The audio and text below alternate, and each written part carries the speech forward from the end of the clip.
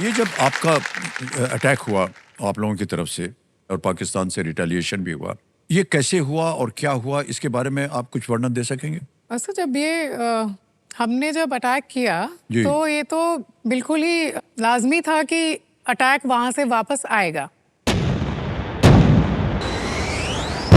आखिर उनके पास भी फौज है, हमारे पास भी फौज है, और ये हम बिल्कुल तैयार थे कि एक अटैक आएगा और हम लोग एकदम ऑफेंसिव पोस्चर में आ चुके थे। जी जी। और जब ऑफेंसिव पोस्चर की बात करते हैं तो उसमें डिफेंस भी ऐड होता है।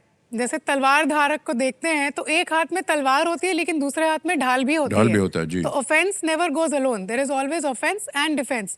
तो ये बड़े ही गर्व के साथ मैं कहना चाहती हूँ कि इंडिया के पास बहुत ही बढ़िया एक डिफेंस सिस्टम है, जो आर्मी, नेवी और एयरफोर्स और इंडिया की बहुत ही बढ़िया रिसर्च इंडस्ट्री जो है उनके ही मेहनत से वो कारगर हो पाया है। जी जी जी।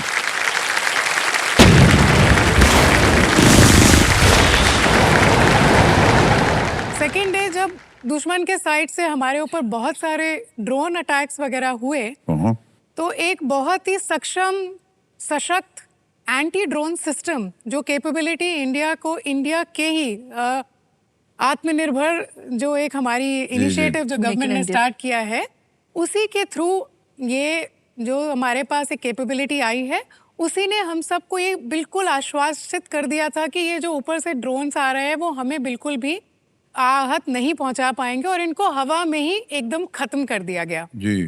तो अगर मैं कह सकती हूँ यहाँ पे, तो मैं ये 2 लाइन बोलूंगी कि सुरक्षित रखते हैं जल, थल और नभ, आत्मनिर्भरता से ये हुआ संभव। क्या बात है।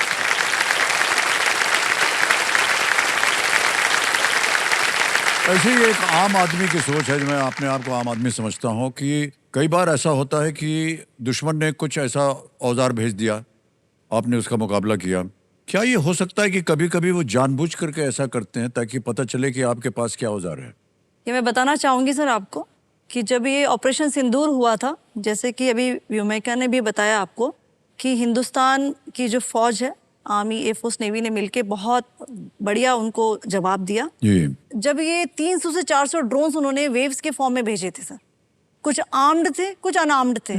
ये उन्होंने एलओसी में भी किया और उन्होंने आईबी पे भी किया, और आप सबको पता है अंतर्राष्ट्रीय अगर उसका उल्लंघन करो तो वो भी गलत है। तो जब उनके जो वो ड्रोन्स आए थे, उसमें से कुछ ऐसे ड्रोन्स भी थे जो वो अंदर उन्होंने वो देखना चाहते थे कि हमारे लॉजिस्टिक इंस्टॉलेशन कहाँ है, हमारे हथियार कहाँ है। तो उन्होंने वो भी एक नीति अपनाई। पर हमारे जो एक एडी की सिस्टम है, जिसको हम बहुत ही रोबस्ट है, लेयर्ड है, टियर्ड है, ये एडी का एक सिस्टम है सर। और हमारी जो लेगेसी गन्स भी हैं, उन्होंने बहुत बाखूबी वो काम किया। हमने उसको डिटेक्ट किया और डिस्ट्रॉय किया। और जैसे कि आप सभी जानते हैं सर कि जो आज की वॉर है वो एक मल्टी डोमेन ऑपरेशन वॉर है, जिसमें काइनेटिक, नॉन काइनेटिक। काइनेटिक का मतलब है जब हम किसी चीज को फिजिकली करते हैं। जी हाँ, जी हाँ। नॉन काइनेटिक है जो बिना कुछ किए, जैसे कि इंफॉर्मेशन वॉरफेयर है, मिस इन्फॉर्मेशन वॉरफेयर है।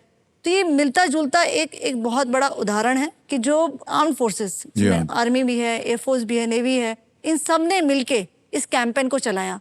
और इस जगह पे सर मैं बताना चाहती हूँ, इस कैंपेन को पूरा करने में, स्पेशली आप लोगों ने हमारी ब्रीफिंग सुनी थी जब मैंने बताया कि पाकिस्तान ने बहुत कोशिश की मिस इन्फॉर्मेशन को फैलाने की, तो उसको काउंटर भी किया हमने। पर इसमें जो योगदान था उसमें 140 करोड़ जो हमारी जनता है उसका है। क्योंकि आज की वॉर सिर्फ बंदूक या बंकर की नहीं रही सर, आज की वॉर बाइट्स, बिलीव की भी रह गई है सर। वाह, क्या बात। और ये जो बिलीव है वो आप लोगों का है। Salute to everyone, those who were in the uniform, those who were not in the uniform, उन सबको मैं सलाम करना चाहूंगी। बहुत विश्वास था हम लोग सबको कि हम लोग विजयी होंगे, और विजयी होकर के हमने दिखाया। बहुत अच्छी बात कही आपने कर्नल सर। एक्चुअली हम लोग जब ये एक सेना बल की बात करते हैं तो अकेले वो नहीं होते जो हम लोग यूनिफॉर्म पहनते हैं या फिर हम परेड करते हैं। एक तरह से अगर आप सोचें तो Indian army, Indian navy, Indian air force, paramilitary forces और ये पूरे भारत की जो जनता है जो एकजुट होके हमारे साथ थी, आई थिंक ये 5 लोग बन के ही जो ये मुट्ठी बनी है, उसी से हम ये सारी एक ना एक डिटरेंस और एक पंच दे पाए हैं। डिटरमेंट पंच, वाह क्या बात है। ऑलराइट, प्रेरणा जी आप क्या कहना चाहेंगे इसके ऊपर?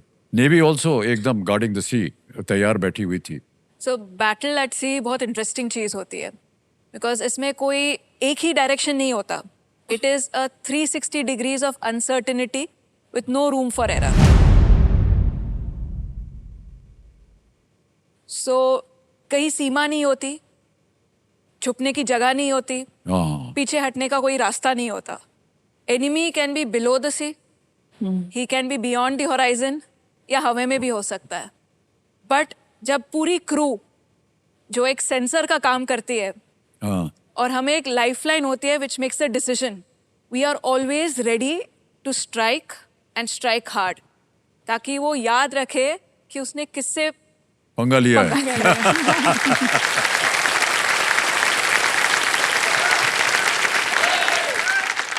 देवियों सज्जनों, देखिए इस आतंकी हमले के कारण भारत और पाकिस्तान के बीच युद्ध चलता रहा और लगातार गोलीबारी वगैरह बमबारी वगैरह चलती रही. आसपास के जो इलाके थे जैसे कि राजौरी, पूंछ, अमृतसर, पठानकोट आदि में रहने वाले लोग जो थे इससे काफ़ी प्रभावित हुए और एक तरह का भय पैदा हो गया उनके मन में. ऐसे में भय का जो वातावरण पैदा हो जाता है ये स्वाभाविक है, लेकिन भारत के वासी वो करते हैं जो अस्वाभाविक होता है. वे निडर बने रहे, उन्हें भरोसा था भारत के सैन्य बल पे और अपने देश पे. ये है असली भारत, है कि नहीं जी? ऑलराइट, तो हमारी टीम जो थी देवी सज्जनों, ये पूंछ और पठानकोट में कुछ स्थानीय लोगों से इस घटना के बारे में उन्होंने बातचीत की. मैं आपको दिखाना चाहता हूँ, हमारे पास एक वीडियो है उनका, किस तरह से वो बात किया उन्होंने.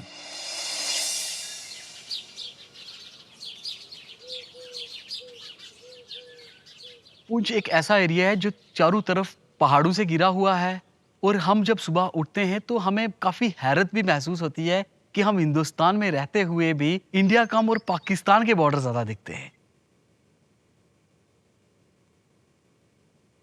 बच्चों को पढ़ाना है तो स्कूलों में जाना कितना मुश्किल है जब फायरिंग होती है. कितना पेरेंट्स के लिए मुश्किल होता है कि हमारे बच्चे कब वापस आएंगे, कितनी मुश्किल से वापस आएंगे. रात का 1 बजे का समय था जब न्यूज़ आई है, चैनल्स पे हर जगह चली कि इंडिया ने पाकिस्तान पे अटैक कर दिया.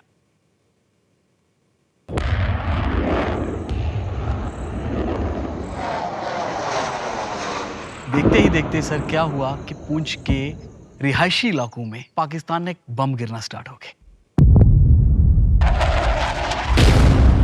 1 बजे से जो फायरिंग स्टार्ट हुई वो सुबह 6 बजे तक चलती रही. कहीं भागकर किसी मकान में बढ़ गए. कुछ लोग जो थे नज़दीक वाले इस बैंकर में आ चुके. हमारी इंडियन आर्मी ने उस तरीके से उनको जवाब दे रही थी, अगर वहां से 10 फायर आ रहे थे तो हमारे यहां से 20 जा रहे थे.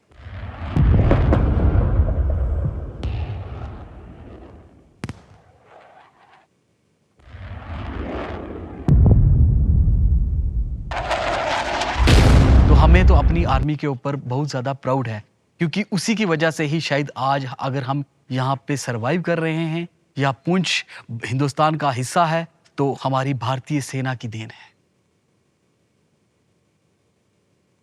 इंडियन आर्मी को हम ये कहना चाहते हैं कि जिस तरह वो हमारे साथ सहयोग कर रहे हैं इस तरह हम भी उनके साथ तैयार हैं. कंधे से कंधा मिलाकर हम चलने के लिए तैयार हैं. अपना खून भी उनके लिए देने के लिए तैयार हैं, क्योंकि हमारे मुल्क का मसला है, हमारे वतन का मसला है.